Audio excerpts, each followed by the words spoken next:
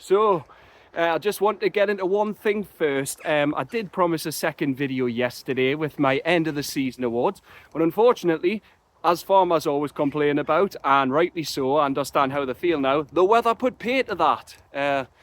Yes, I tried to go out and record my end of the season awards. As I said I'd do it outside, I wanted to. I've done a lot of videos at the end of the season there indoors. So I want to get out, like it's been lighter nights, weather's been decent, but every time I've attempted to do this one since Wednesday, first the video corrupted, and then the rain's just been like, no chance. So yeah, I was a drowned rat, or the technical term for it, a drowned lingard. So yeah, I just couldn't get out there and record my video. So I am doing it today, but it's going to be one of 3 videos. Yes, 3. And I am committed to getting them all in. There's going to be an A side, a B side, and a C side. So yeah, it's more than some massive bands did back in the 70s and 80s with A and B sides. But let's get underway. My first one is the retain list. Right, Newcastle United announced that today. So, the departures, let's get into those first. First one, not so surprised, JamalLewis. He's been unfortunate. We signed him in 2020, and I was excited, like a lot of people were at the time. Again, that's fallen out. But, unfortunately, he's been hit by injury, and his latest loan spell over in Brazil at Sao Paulo was cut short by injury. Again, like I've said with other players before, no player gets purposely injured, but yeah, it's just one of those where he just can't be relied upon. And as I've said loads before, Anthony Gordon's quote, the best ability is availability. So yeah, his deal ends on the 30th of June, so we'll be saying goodbye to him. But wherever he goes, again, I hold no hard feelings against the player. Good luck to wherever he goes. The other one, we already know this already, is LloydKelly. Now, I fell into that camp of thinking Juventus had to qualify for some form of European competition for him to get the move made permanent to Turin. But fortunately for her, he just had to hit a certain number of appearances. So he's hit those. And the club have confirmed today he'll also be joining Juventus on a permanent transfer when his deal with us ends at the end of this month, so 30th of June. Now, the controversial part, the retain list. Now, this is where a lot of noses have been put out of joint, and I'm not going to sit on the fence here. I'm not Micah Richards, I'm not Mr. Creosote. The retain list, underwhelming, let's say. It's pretty bleak. And look, I understand there's some reasons to this. You talk about like English players, a homegrown quota. Nearly said quota. Anyway, but yeah, you look at the likes of Gillespie though. Now, Gillespie, people are saying, well, he's an academy product. He's not. Look, I know he's local lad, his local accent, etc. However, he came through Carlisle's academy. So he's not really a homegrown one for us for the Champions League next season. And go into JohnRuddy as well. Now, these are 4th and 5th choice keepers, and look, I know Ruddy's probably here to do his like coaching badges. He'd probably want to go into that. I've got nothing against the man. Don't know him. He's not done anything to me. I just look at it from a footballing perspective, and he made 11 appearances last season on the bench. And yes, I understand you've got to have like a deep squad for Europe, but we're really going to lose 3 keepers ahead of him and Gillespie. I understand that he is a good influence on some other players, and you've always got to have someone like that there, but we'll have many club captains. So yeah, I'm a bit irked by hearing the likes of Gillespie's got a 1-year contract extension and the club are in talks to extend Ruddy's deal, because I do think we should be getting another number 1. I do. I think it should be bring a new number 1 in, or certainly one who's good enough to challenge Nick Pope. Nick Pope either remains number 1 until he's dislodged, or Nick Pope's challenging for his place as a number 2. But and then Dubravka's probably going, look, he had his extension when he was going to go to Al Shabab last season, but yeah, I just think Dubravka going, yes, that's 4 keepers, but we'll get another 1 in, that's 3.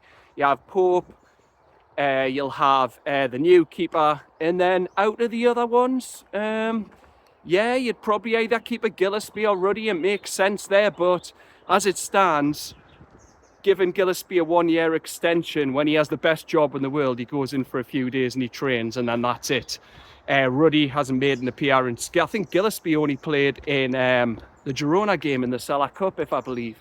So yeah, those are controversial. But the biggest controversy of the lot is obviously CallumWilson. Now, again, I'm going to put some context to this before I start. This is not a dig at CallumWilson.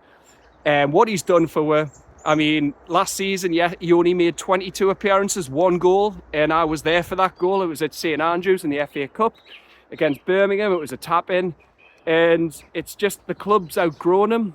He has, like, since we signed him, he's been fantastic. Obviously, he came in, he was the player who was the shining lights on Maximan during those rough, barren years under Ashley. And he got the goals that kept winning the division, because if we went and got relegated a third time, we wouldn't have come back, in my opinion. And what he's done for that season, we got the Champions League, 18 goals in 36 games. And then you've got his overall goal scoring record is 49 goals in 130 appearances. So he's been brilliant. He's the 3rd best striker I've arguably seen in my lifetime. Well, actually fourth, I'd say. In terms of like sheer goal scoring, he's 4th. 3rd would be Isak, but Isak's slowly catching up to 2nd, who's Andy Cole, and then be 1st, obviously, Big Al. But yeah, to offer Wilson an extension, look, the only way this would work, I've discussed this with the lads, and we agree on this. If Willisula goes out on loan, and then Wilson's a 3rd choice, but you bring in a backup striker, someone who's happy to not be 1st choice and challenge Isak, that's fair enough. Do that. Go and do that. That makes perfect sense. Send Asula out on loan. Wilson's 3rd choice, but he's on an appearance-based contract. Because people say, give him pay-as-you-play. However, a pay-as-you-play deal isn't what you think it is. All he has to do is be fit enough to be on the bench, and he gets paid for it. So a pay-as-you-play deal for me wouldn't work. It's got to be incentivised on playing games. So yes, he mightn't play many, but you've got to protect the club. Look, he's been fantastic for her, but he's 33, only 22 appearances last season. Injuries have ravaged his body. Unfortunately, he doesn't look like the same player, and it's just like Joe Willock. He's one of these players who's been fantastic for her in times where it was a lot worse, but the club's simply outgrown him, and that's the case with Wilson. 33, he's only got 1 goal last season, again, the FA Cup, and he didn't really make any impact in any game he come on. So unless he's 3rd choice and it's incentivised, as I've said, based on him coming onto the pitch, making an impact, getting goals or an assist, it shouldn't be a contract like he has had where he's just getting paid, because like being paid for being there, because it doesn't protect the club. So yeah, I'm a bit irked with that one. Look, the deals I can understand with Kraft, Byrne and Shaw. Byrne, as I'm going to touch on, you'll find out where he finishes in my player of the season. Fabian Schär deserves it. Yes, he's 33. He's going on 34, but he's the best £3 million we've ever spent. And yes, he might be 1st choice next season if we get a centre-half, but Fabian Schär deserves to stay. That makes sense. A 1-year deal for his age.